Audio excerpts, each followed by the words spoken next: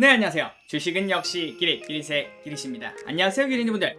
자, 오늘은 바로 요즘 뜨거 핫뜨거한 철강에 대해서 알아보도록 하겠습니다. 그나저나 이 영상을 보니 초등학교 때인가 포항제철 가서 견학한 기억이 솔솔 나는군요.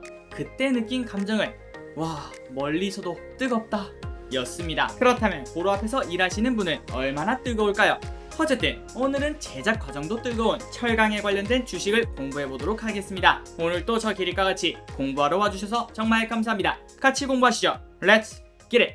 자, 오늘은 현대제철에 대해서 한번 공부를 해보도록 하겠습니다. 영어로는 현대스틸, 그 다음에 왼쪽을 보니까 건설 현장에서 많이 사용하는 H빔 있죠? 그거랑 비슷한 로고를 가진 것을 확인할 수 있습니다. 확실히 철강 회사로서의 아이덴티티가 보이는 로고다라고 생각할 수 있는데요. 저 기릿이 보기에는 이 로고는 정말 깔끔하게 잘 만든 것 같습니다. 자, 현대제철 외국인 기관 매동을 보시면 엄청나게 빨강, 그러니까 풀매수를 하고 있다는 걸 확인할 수 있습니다. 그리고 그동안 주가는 47,000원에서 48,000원까지 거의 8,000원 정도 20거래일 만에 오른 걸 확인할 수 있죠. 한 20% 정도가 올랐고 그 다음에 그 주체는 기관과 외국인이었다 라고 생각을 해볼 수 있을 것 같습니다. 자, 그리고 현대제철의 주봉을 보면은 12,400원 그때 저점을 찍고 쭉 올라오는 우상향인 걸 확인할 수 있는데요. 이렇게 올랐는데도 불구하고 방금 전에 보시다시피 외국인과 기관이 엄청나게 매수라는 걸 확인할 수 있습니다. 그만큼 좋은 기업인가 봅니다. 계속 어떤 기업인지 알아보도록 하겠습니다. 자, 그리고 관련 뉴스를 보시면 바이든 부양책 2탄 어제 배웠던 거 기억나실 겁니다. 바이든 부양책이 요즘 뜨고 있다라고 말씀드렸죠. 그래서 미국 인프라 관련주가 괜찮게 흘러가는 것을 확인하셨습니다. 그런데 이 철강이란 것도 인프라에서 둘째가라면 서럽겠죠. 지금 여러분들이 서 있는 건물에도 모든 곳에 철이 들어가 있고 여러분이 타는 자동차, 우리가 지나가는 다리, 그런 곳에도 전부 다 철이 들어간다는 걸 쉽게 생각할 수 있을 것 같습니다. 그리고 요즘 핫한 조선에도 철이 당연히 들어가겠죠. 그래서 아래 제목을 보시면 포스코 실적 호조, 주요국 인프라 확대 목표가 상승, 미국 인프라 투자 계획 때문에 철강의 기회가 오고 있다라는 걸 확인할 수 있습니다. 자, 그래서 우리나라에서 지금 가장 핫한 섹터 어디죠? 조선이랑 인프라다라고 생각을 해볼 수 있을 것 같은데요. 그런데 이 두 개 전부 다 철이 들어간다라고 생각을 해볼 수 있겠죠. 그래서 인프라 관련주라고 해도 손색이 없을 것 같습니다. 자, 이제 현대제철에 대해서 조금 더 깊은 뉴스를 살펴보자면 자, 이 뉴스가 일단 가장 중요한데요. 중국 철강 생산 줄여라 한마디에 격포제 만난 한국철강이라고 하고 있습니다. 자, 아래 보시면은 고공행진하던 철광석 가격이 다시 하락세를 보이고 있다. 이달 초 톤당 178달러를 찍으며 2010년 4월 이후 최고 수준으로 치솟았던 철광석 가격은 현재 161달러로 내려왔다. 중국 정부의 환경 규제로 인해 중국 철강사들이 감산을 시작하면서다. 이렇게 중국 철강사들이 감산을 시작하니까 그 원료로 들어가는 철광석 가격은 당연히 내려가는 게 맞겠죠. 수요가 그만큼 줄었다라고 볼 수 있을 것 같습니다. 그런데 이렇게 원자재 가격이 내려가는 반면 철강 제품 수요는 견조해 국내 철강업계의 1분기 실적에 대한 기대감이 더욱 커지고 있다는 소식입니다. 세계 철강 생산량의 절반 이상을 차지하는 중국에서 탄소 배출을 줄이기 위해 철강사들에게 감산을 지시하면서 철광석 수요가 줄었다. 특히 중국 환경부는 최근 중국 내 최대 철강 생산지인 탕산시 철강사들에게 추가 규제를 발표했다.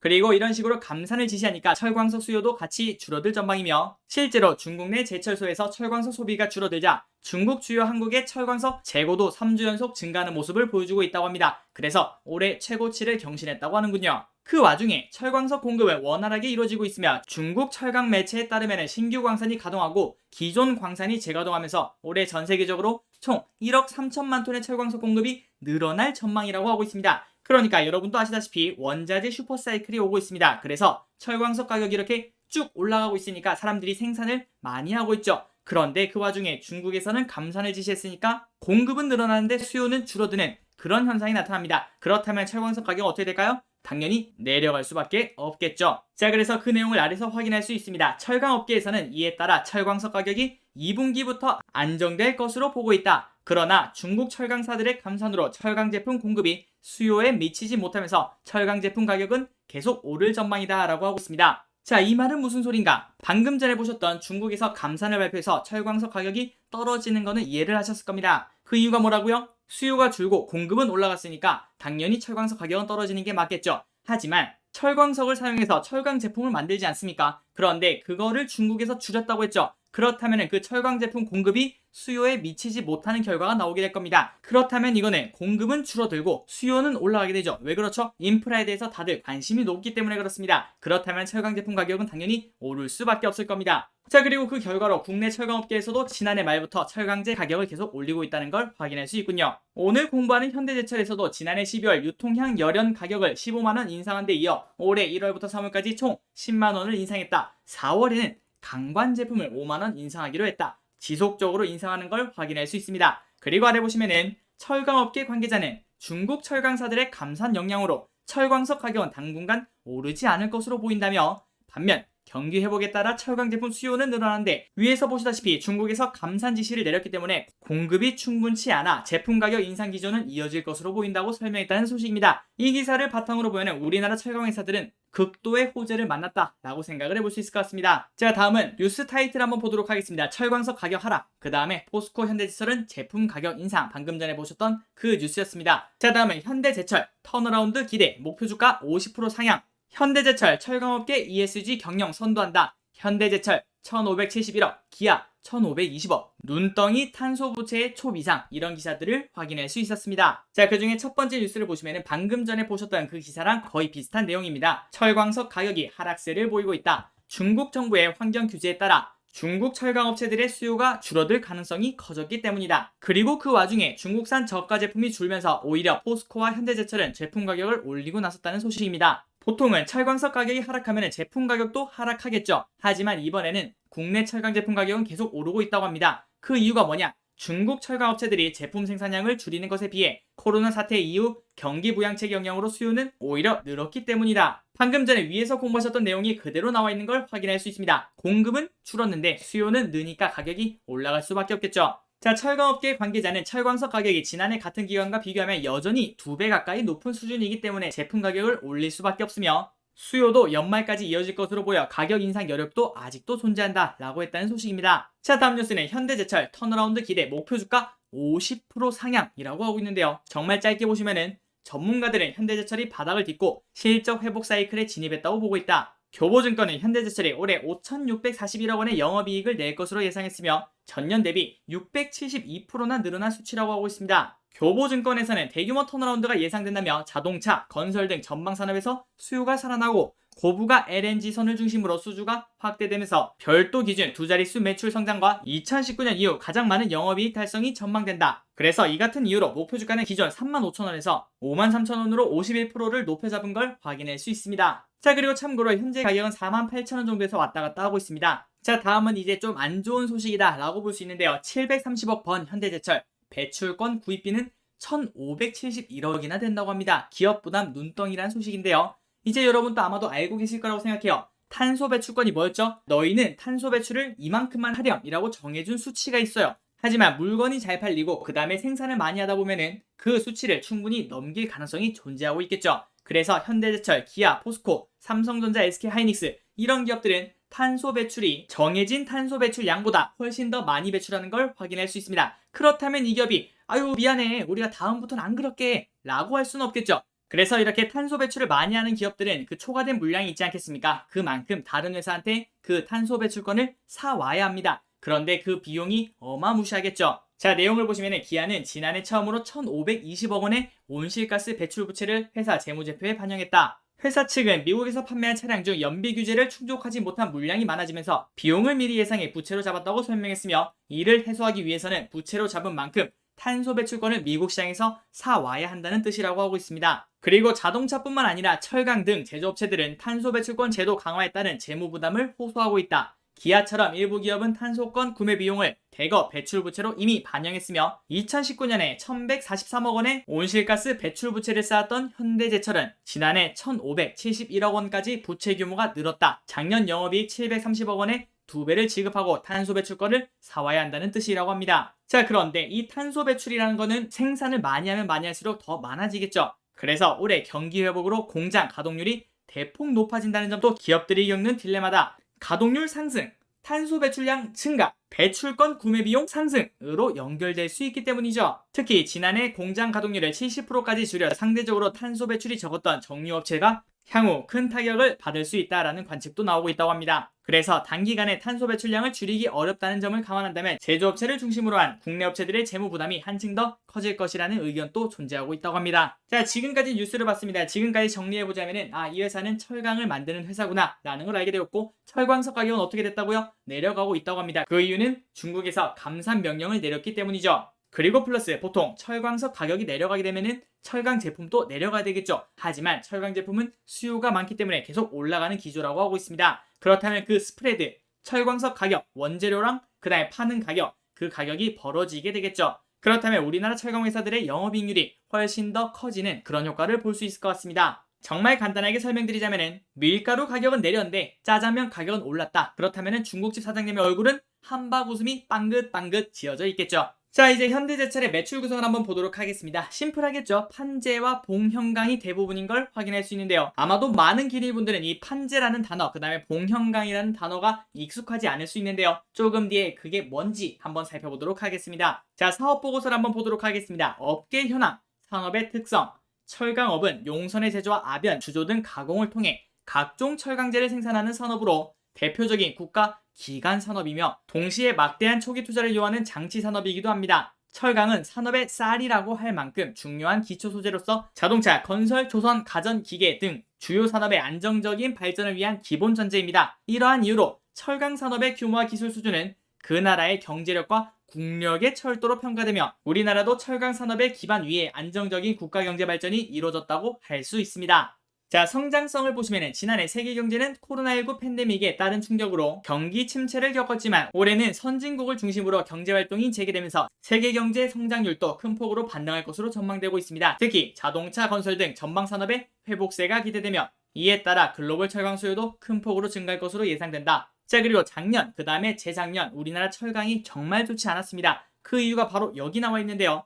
철강제의 주된 경쟁 요소는 가격이며 이는 주 원료이자 원가의 가장 큰 부분을 차지하는 철광석, 석탄 및 철 스크랩의 가격과 시장 수급 상황에 의해 결정됩니다. 따라서 개별 업체들은 저가 원재료 투입 비중의 확대를 통한 생산 원가 절감에 주력하고 있다는 소식입니다. 그리고 이 부분은 중국이 정말 잘하겠죠. 그래서 아까 위에 보셨던 거 기억나시죠? 저가 철강을 중국에서 막 밀어넣으니까 우리나라 철강 회사들은 좋을 수가 없었을 겁니다. 마치 이걸 보면 LG 디스플레이가 생각나는군요. 자, 계속 이어서 보시면 이에 반해 근래에 고급 및 맞춤 제품에 대한 수요가 확대됨에 따라 가격보다도 수요가의 요구에 맞춘 제품을 적시에 공급할 수 있는 생산 및 제품 개발 능력이 중요한 경쟁 요소로 대두되고 있으며 이에 따라 제품 차별화, 공정 합리화, 혁신 활동 등에 관한 업체들의 노력이 확대되고 있습니다. 그러니까 예전 같은 경우에는 철강을 싸게 팔면 장땡이었는데 지금 같은 경우에는 근데 좀 더 질 좋은 철강은 없을까요? 이런 것들을 요구하고 있다라는 걸 볼 수 있겠죠.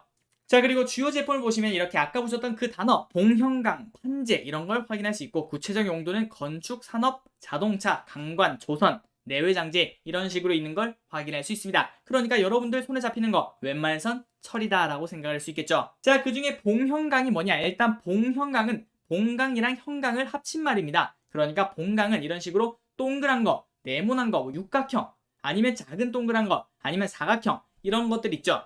그런 것들을 전부 다 봉강이라고 하고요. 자, 이 봉강은 보통 어디에 쓰이는가? 기계 설비에 많이 쓰이고요. 그 다음 자동차에도 많이 쓰인다는 걸 확인할 수 있고요. 그리고 이 형강 같은 경우에는 아마 여러분들이 건설 현장에서 많이 보셨을 겁니다. 그리고 조선에서도 많이 사용한다는 걸 확인할 수 있군요. 그리고 아까 보셨던 판재 기억나십니까? 그 판재 중에 하나인 후판이 있는데요. 후판 같은 경우에는 이렇게 두꺼운 철판이다 라고 생각하시면 될 것 같습니다. 이 부분은 당연히 조선, 건설, 기계 설비 전체적으로 많이 쓰인다 라고 볼 수 있겠죠. 자, 그래서 여러분들이 보시다시피 정말 심플하죠. 철광석을 녹여서 이런 제품을 만든다 라고 생각하시면 될 것 같습니다. 자, 이제 리포트를 보도록 할게요. 자, 리포트 같은 경우에는 아까 보셨던 그 기사와 이어집니다. 대규모 턴어라운드 기대 35,000원에서 53,000원으로 51% 상향, 실적 회복 사이클이라고 하고 있고요. 그리고 목표 주가 산정은 최근 10개년 평균 PBR과 ROE, COE를 감안한 2021년 적정 PBR의 평균값으로 책정했다라고 하고 있습니다. 자, 그리고 이 부분은 좀 중요하겠군요. 현재 주가는 2021년 추정 실적 기준 적정 PBR을 감안하면 높은 수준에 있어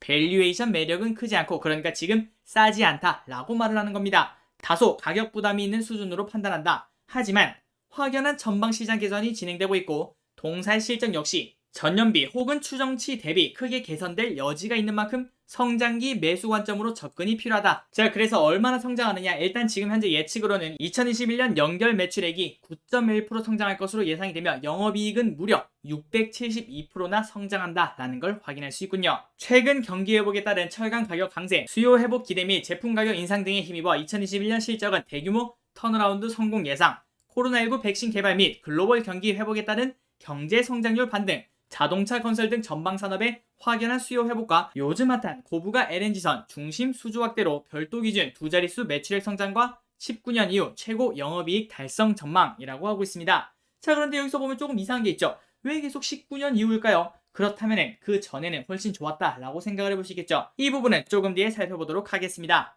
자, 그런데 실적을 보시면 지속적으로 늘어난다라는 느낌은 볼 수 없습니다. 그 이유가 뭐죠? 대표적인 사이클 산업이기 때문에 그렇습니다. 매출액은 그렇게 늘지가 않고 그 다음에 영업이익만 올랐다가 내렸다 하는 사이클 산업이기 때문에 그렇죠. 자, 그래서 2019년에 영업이익이 불과 3천억, 그런데 2020년 작년이죠. 작년 영업이익은 불과 700억 밖에 되지 않는 걸 확인할 수 있습니다. 그런데 올해 예상은 다시 5,600억 이렇게 상승하는 걸 확인할 수 있죠. 그리고 컨센상으로는 내년 영업이익은 8천억까지 성장하는 것을 확인할 수 있습니다. 자, 그럼 여기까지 보면 아니 길이 그럼 2023년에는 엄청나게 성장하는 거 아니야? 그럼 이 회사 사야겠네 라고 생각하실 수 있는데요. 하지만 2023년 컨센을 보면은 매출액도 그대로 그 다음에 영업이익도 그대로인 걸 확인할 수 있죠. 오히려 줄어든다라고도 볼 수 있을 것 같습니다. 물론 컨센이기 때문에 아직까지는 계속 변화가 되겠지만 지속적으로 성장하는 모습은 아닐 거다라고 예측을 하고 있는데요. 그 이유가 뭐라고요? 맞습니다. 화학과 같이 사이클 산업이기 때문에 그렇죠.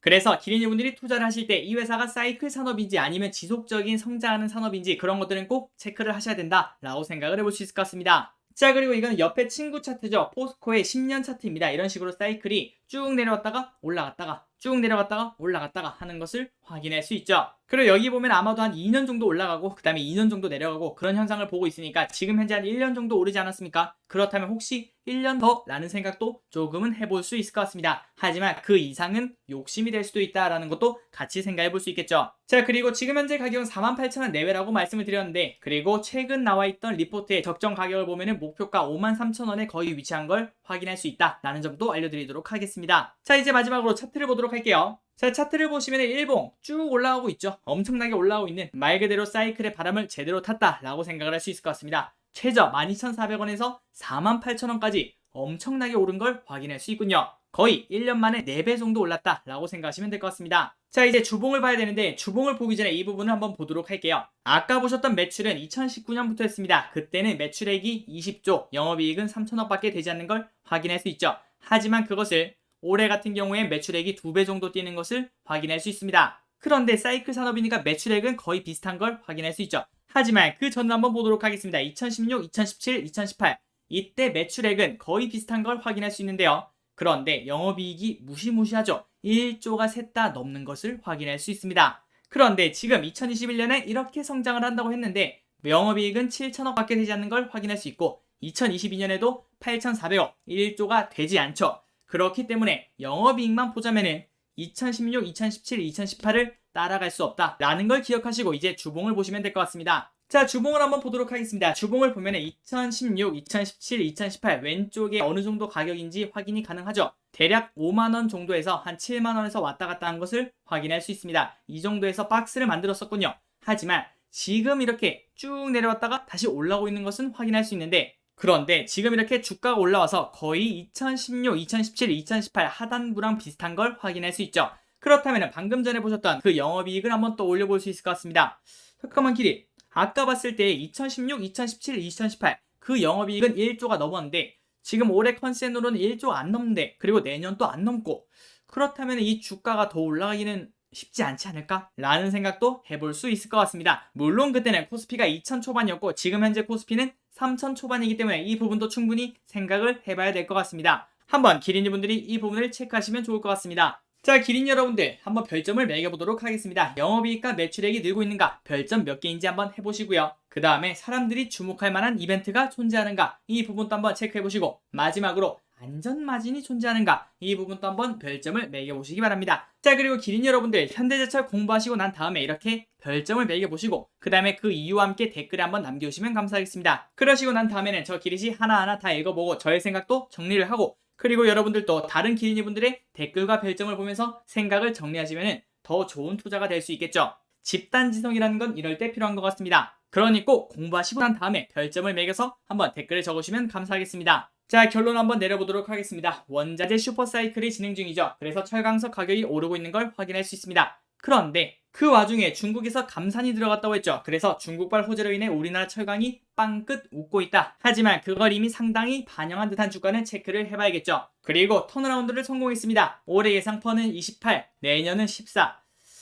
싸다고는 할 수 없겠군요. 그리고 몇 년 이상 지속되는 호황일지는 글쎄라는 말이 나올 것 같습니다. 그리고 대표적인 사이클 산업이라고 말씀드렸고요. 그래서 지금 봤을 때는 올해까지는 유효해 보인다 라고 볼 수 있을 것 같습니다. 그런데 내년까지는 지속적인 확인이 매우 필요하다 라고 정리할 수 있을 것 같고요. 그리고 방금 전에 말씀드렸던 2017년, 2018년 주가를 회복하는 게 맞을까? 이 부분도 한번 생각을 해봐야겠죠. 자, 마지막으로 목표가까지는 10% 남은 상황, 가성비가 부족해 보인다 라고 생각할 수 있을 것 같습니다. 만약 주가가 내린다면 기회가 될 수도 있겠죠. 자, 지금까지 현대제철에 대해서 한번 공부를 해봤습니다. 오늘 또 재밌으셨나요? 항상 같이 공부해주셔서 정말 감사합니다. 오늘 또 양봉하세요. 지금까지 길이셨습니다. 감사합니다.